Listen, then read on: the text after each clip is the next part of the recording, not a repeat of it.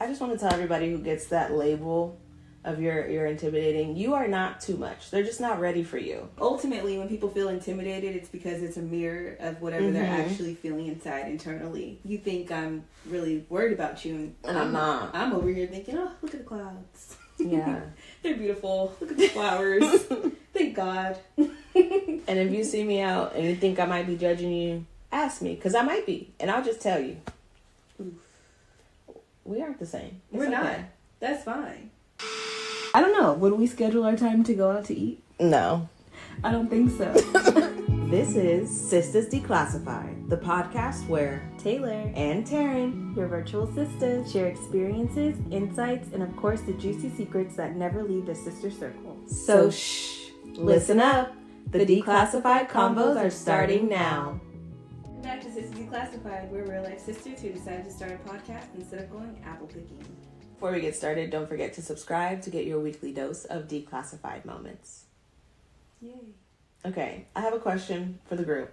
I was at work, where I'm always at, having a conversation. I'm always talking about work, I'm sorry.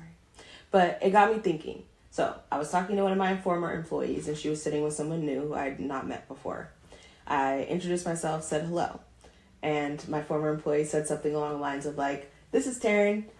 She was my former supervisor. She's really nice. And I was like, one, a little taken aback because I don't normally get described that way. But two, because I was like, nice. Oh, you think I'm nice? Like, that's nice. Most of the time people think I'm intimidating. And she was like, you are.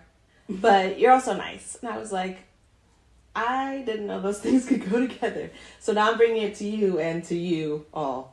Can you be nice and intimidating at the same time? I think so, because I feel like intimidation comes from not knowing, right? So if somebody doesn't know you, before they know you, they might think you're intimidating. Then once they know you, they're like, oh, she's nice. Does that make sense? I guess. I just wanted to talk about it today because sometimes I feel like, is it me? Am I the problem? Am I too much? But then I get to know people and almost all the time. They're like, oh my gosh, wow. Like, I thought you were this, I thought you were that. But you're actually so nice. You're so chill. You're so this.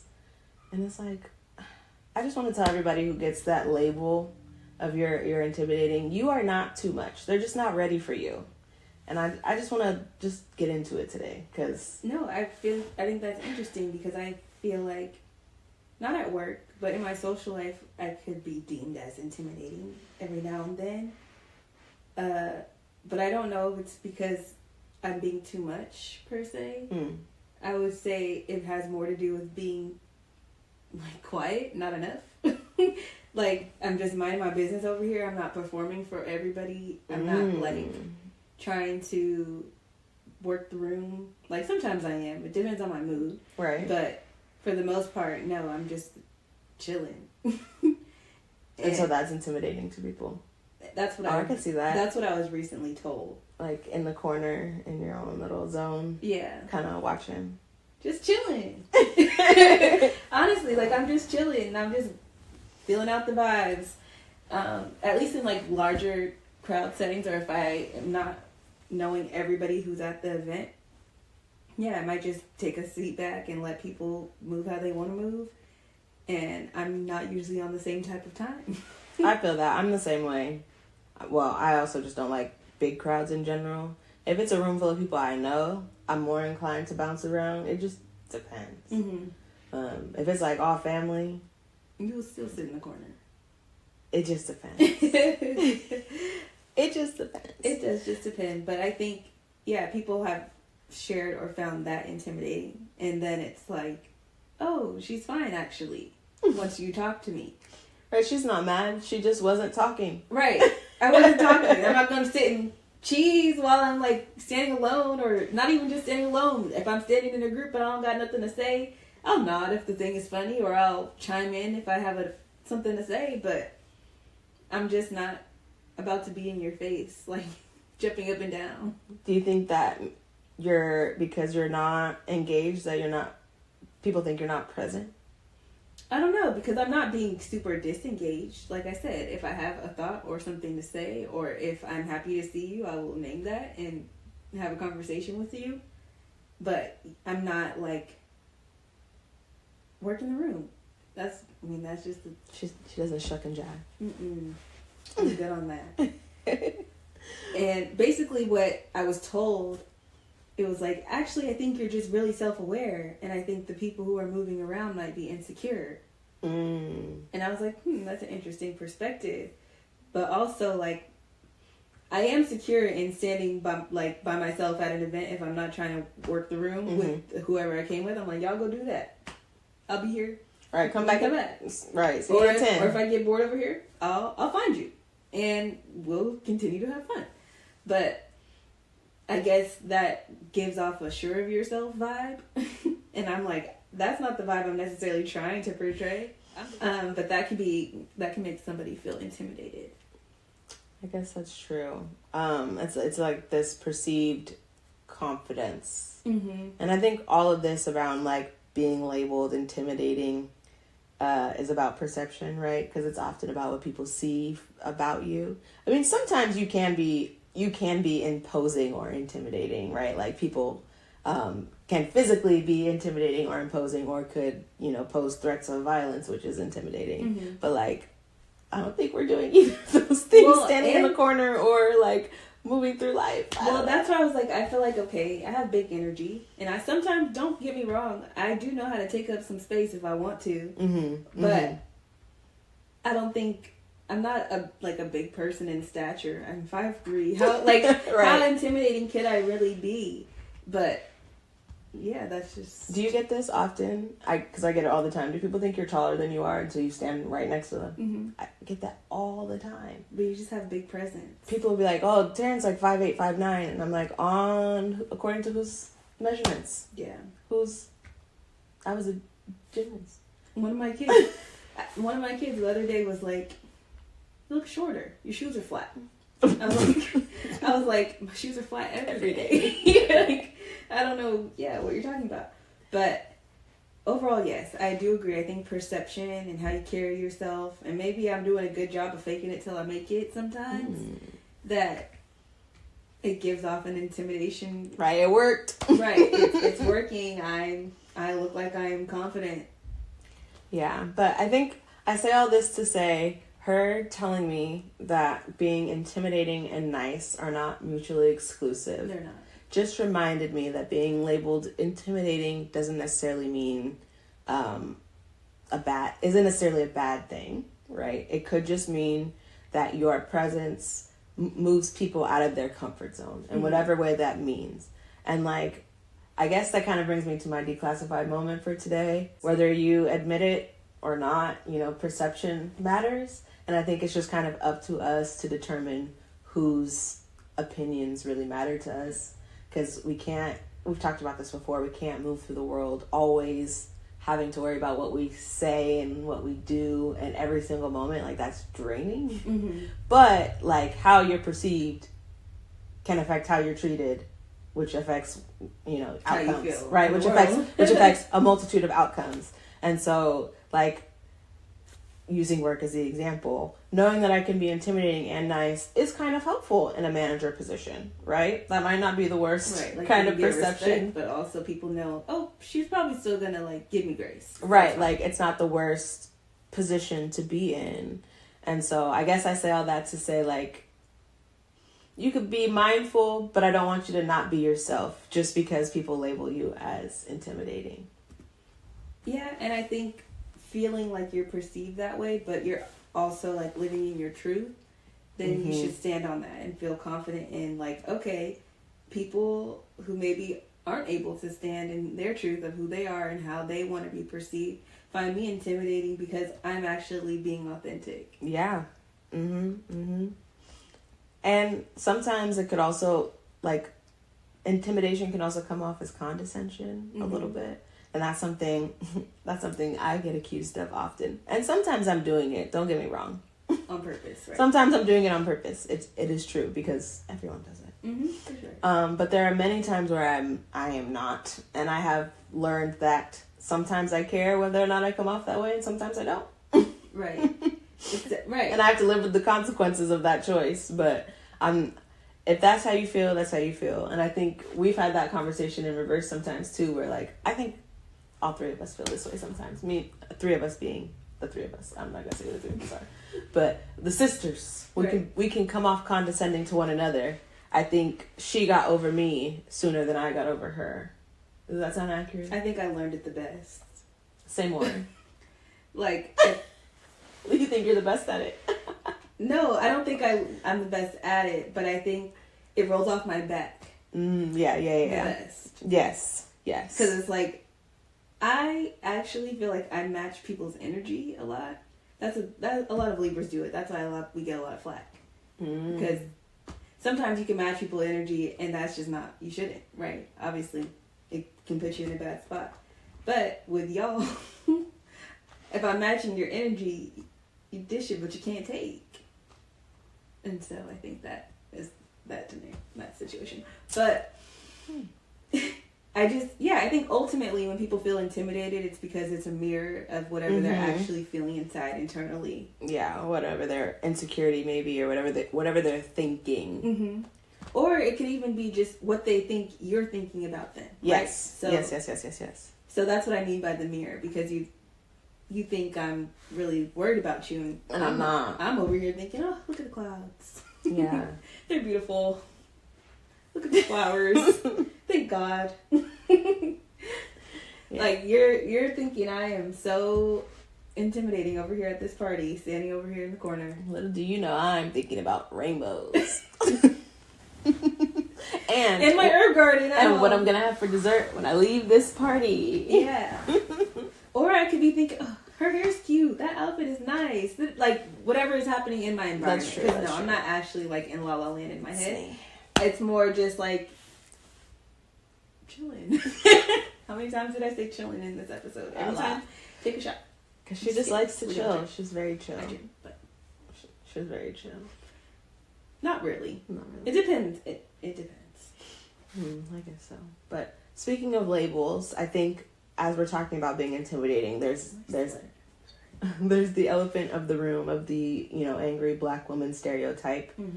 I don't know that I've ever heard anyone label me as angry. I think I've labeled myself as angry before, but not me thinking about it like an angry black woman kind of way. More like an Enneagram type 1. I move with passion and rage kind of way. Not necessarily related to my blackness. But I think as we talk about perception, that's something I'm mindful of. And I think sometimes it can lean to condescension. Other times it can lean to angry. And those are like the labels black women can get. Yeah. And I think that kind of goes back to, I think, the vulnerability piece and people not wanting, or like those who are deemed as intimidating might not show them sweating. Showing themselves struggle. Or maybe they struggle, but it's just more of an internal thing. The way in which they handle it is so different from how other people maybe do. So that can be intimidating because it's like, how do you go through life so gracefully? Yeah, I mean, what is that phrase? Never let them see you sweat. Like that's a real thing. Right. And I think raised for black women who are seen as intimidating, I feel like that is something that they often embody. Is like there's a level of privacy, maybe mystery about it, but then also you have some opinions that you give freely, and then on top of that, you're moving with grace, and you're handling your stuff super easily, or so they think. So I think in therapy. Right. Everybody has. We started a podcast. Everybody has their thing. So I think it's just like people who I think others deem as intimidating just don't put all of their issues out there for others to hear. That's true. I could see that. Because I bet you after you sit and watch our 30 episodes, you're like, oh, these bitches are lame. Not lame, but not lame. We're not lame. Just like, oh, they're just quirky and normal. And so, not like so how intimidating. Yeah. How intimidating are we really? Maybe we have some thoughts and opinions, and maybe the things that we are interested in are slightly different from like pop culture interests. But we're not so intimidating after all. No. And that was ultimately what my friend told me at the end of like, oh, you're actually more of one of the nicer people. And I think your honesty has a lot to do with that, because everyone's not honest. Everyone doesn't always share their thoughts, whether their thoughts be, an opinion or their feelings.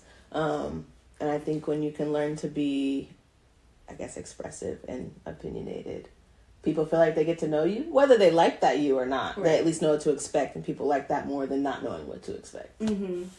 And I think about, like, celebrities or something, I don't know.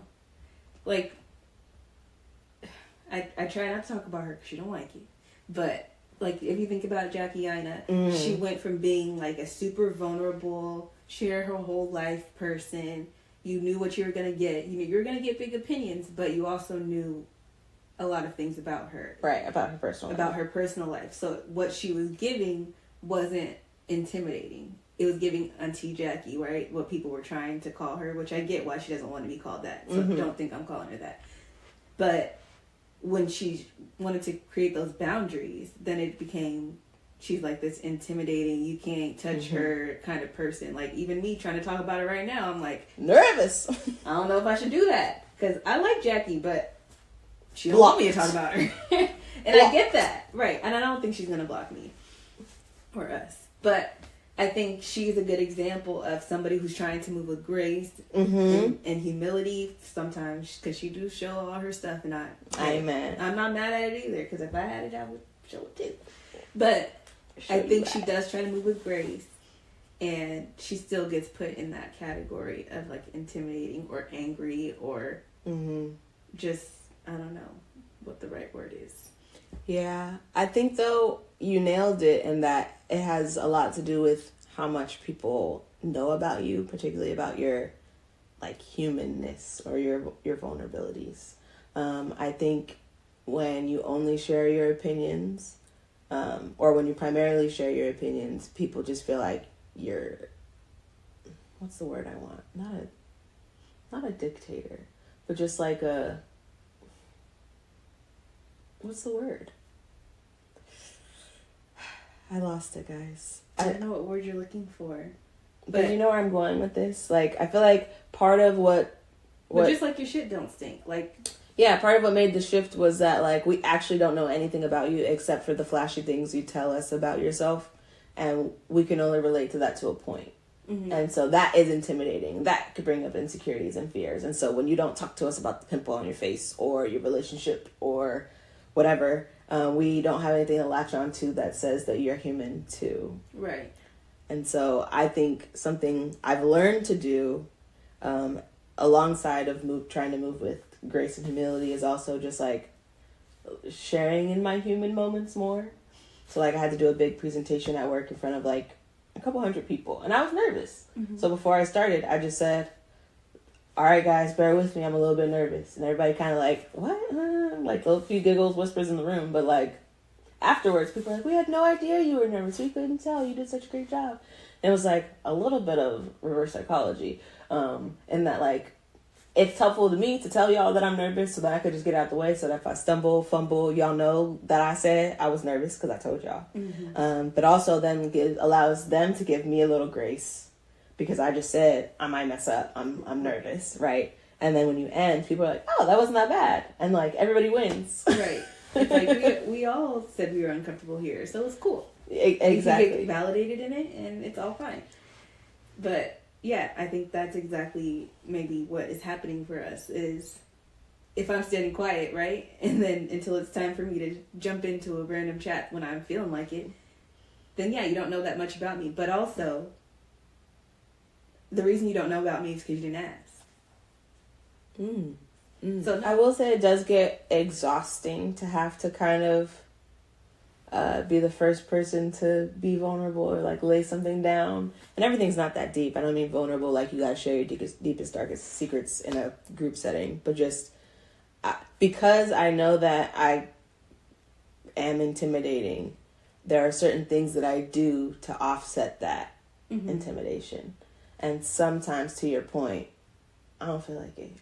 Right, it goes back to the perception thing about who gets it. Who gets it, but also whose perception do I care about? Right. So if I'm, like, at these parties or at these events or at going to something that's kind of networking. Mm-hmm. If I don't necessarily care what people perceive of me in that setting, I'm not about to go out of my way to be completely open. You're absolutely right. And so that doesn't, and I can understand how that then would make me seem intimidating. Mm-hmm. But I don't know if that's intimidating or uninterested. That's a good point. Because I will sometimes go to like family events or volunteer events, not like our family, but an event for someone in our family. So it's like with their community that I'm not community with. Does that make sense? And I'll go because I'm going out of obligation or to support, but I don't necessarily plan to make community or make new friends today. So I'm going to clap when we all clap. And if you say hello, I'm going to say hi to Sally and John. And then I'm going to be right back here. Because I'm not. I just came to show support. I just came to show support. I am not interested. That does not mean I'm intimidating. It just means I'm not your person for that today. Right. Which then does give why some people might not want to chat with you. But I think the reason behind it is different. Mm-hmm. But from the outside looking in, like the outcome, the body language, and the outcome is still the same. So, have you perception is king. Have you noticed that there are any groups that might label you as intimidating? Are there any particular experiences that you've had that led you to believe that like certain people or certain groups of people or types of people might see you in one way? I think in general, just in adulthood, outside of work, just socially, if I were to go, I think socially, so not family-oriented events or even like my boyfriend's family-oriented events, but at the club, no, yeah, at a bar, just like at a restaurant, in public. I think those are places where I get deemed as intimidating, but usually that's just because I'm feeling out the vibes, deciding if these are people who I want to associate myself with before I give my energy to it, because I just think energy is important. And so and I'm not in a judgmental kind of way, so I'm not just like looking at you and deciding, oh, you can talk to me. But if I just want to see how you interact with other people, do you seem like how are you moving in the room? Time? Well, and what was my intention in coming to this place? Right. Because if I'm going somewhere with a group of my friends, my intention was to hang out with my friends in this environment. And depending on the environment, that could be knowing that there might be other people that try to join us. But most of the time, well, first of all, me and all my friends are taken for the most part, or married. So like our energy is not giving, come and talk to us, anybody, anywhere. So like if I come to hang out with my friends, my energy is going to give me and my friends. Right. If I come to be social, my energy will give smiles to the room, waves to the strangers. Like, exactly. Read the room. That part. Read the room. That part. I've found, to your point, like in public, I can get like a general, you're intimidating. I think sometimes men are more responsive to my intimidating looks in public than women. I don't know that women find me intimidating. But I think sometimes men will find me intimidating in a way that makes them like want to approach me, or like it's a challenge or whatever. And it'll often be gross things like, what are you upset about? How come you're not smart? Like, just like, what about me says I want to talk to you? Yeah. What about any of what's going on? Not about me like I'm special, but like, what about me in this tracksuit in the grocery store at 5:00, minding my business with my headphones in, says I want to talk to you. Nothing says I'm here to be social, Yeah. So I do find that with men sometimes, like it'll be like, oh, I'm like, my bad. And then of course at work I get that. And even with folks who are my peers, which is interesting. I think now that I'm a little bit older than most folks, I get it, because there's also an age thing. But even when I first started work, folks said that. And similar to you in social settings, I also get like, you just come off as, I don't know. It's because I'm not scared to share my opinion, I guess, and that can be intimidating. Because then I guess maybe you think, what if that opinion's coming back to you? Like, you worried I might give you an opinion you're not ready for? I don't know. I think sometimes opinion is confused with judgment. And, like, that's not what I came here to do. Like, I could care less. Not care less, because I do care about the people around me and I want to see them succeed. But that's to the point that you care about them. Right. I don't care enough to judge what your choices and what you're doing, because I make mistakes all the time. Mm-hmm. I do plenty of things that I would hate others to judge me for doing those things. So I'm not looking to point a finger at somebody for what they're doing. So it's just interesting.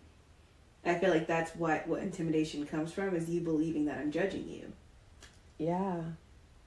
Yes. I don't know if your algorithm's been giving you old Tia and Tamara reality show clips. Definitely. But I'm definitely like looking at them differently than I saw the clips years ago. And some of the things that are coming up between Tia and Tamara, like, aren't you jealous? It's normal to be jealous. Wouldn't you be jealous of me if I got this and that? And Tamara's like, I'm not, why would I be? That's not even how I think. So right. The fact that you're thinking that way makes me think that that's how you, like, why do you would only think that about me if that's how you really feel? Right. Right. You don't only think I'm judging you for this because you're judging yourself for this. Mm-hmm. Because I don't care about you enough to judge you for that. Well, it's not even that. Or I care about you a lot, and I wouldn't place my judgments on you because who am I? All the things. Yeah. So I don't know. I think back in the day, I guess I could understand why somebody maybe felt judged by my opinions, like in high school or even early in college years, because when I was looking at them girls get back with the guy who cheated on them, I was judging till it was me. And that is when I learned to shut up. Shut up. Because you don't know until you're in any of these situations, mm-hmm. what you might do to handle it. And so, anyways, I'm not judging. So if you ever see me out and you think I am being intimidating, promise you I'm chilling. I had to say it one more time. And if you see me out and you think I might be judging you, ask me, because I might be, and I'll just tell you. Oof. We aren't the same. We're not. That's fine. Not only can I stand on my opinion can also be swayed. Sure. So, I mean, people aren't above growth. Yeah, I can change my mind. So, do you care about what I think? And then, we can go from there. Because if you don't, well, then you don't, I don't, we don't. Right. And I guess maybe that's a big one, too, is like, you're intimidated by me. You must really care what I think. So, hey. And if you care, my opinions are valuable, after all. Right. Well, let's just, let me give you a clear picture so you don't even have to wonder. I'll just tell you.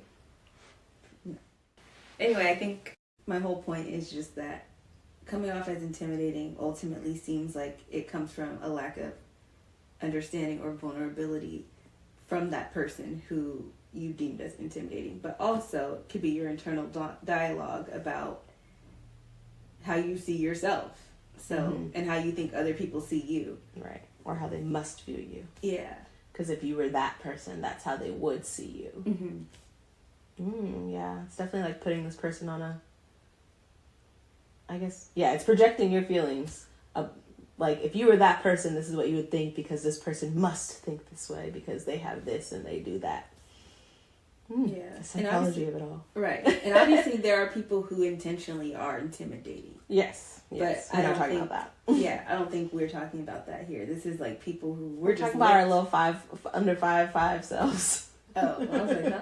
But we're talking about ourselves and how we're not living with the intention to come off intimidating. We're honestly just being ourselves. Mm-hmm. Yay. All right, let's wrap it up with our Sista Circle question. Taryn kind of started us off with can you be nice and intimidating at the same time? Let us know what you think. But also, do we feel like intimidation comes from your internal dialogue, or does it come from the outer person's behavior? Because I'm starting to feel like it has more to do with how you see yourself than how the other person is behaving. And I say, I was about to say it in Spanish, and then it all got caught up in I need a sip of water. It's both. That's what I think. I think it's both. Right. It depends on the person, the situation, all that good stuff. But, yeah. Let us know what you think. All right, that's it for today's episode. Thanks so much for watching. Don't forget to subscribe and like and comment and tell us anything. Let us know you're here. Please. We see ya. We see our little subscribers slowly making their way up. Don't be intimidated. We love to hear your voices. Yes. All right. Bye.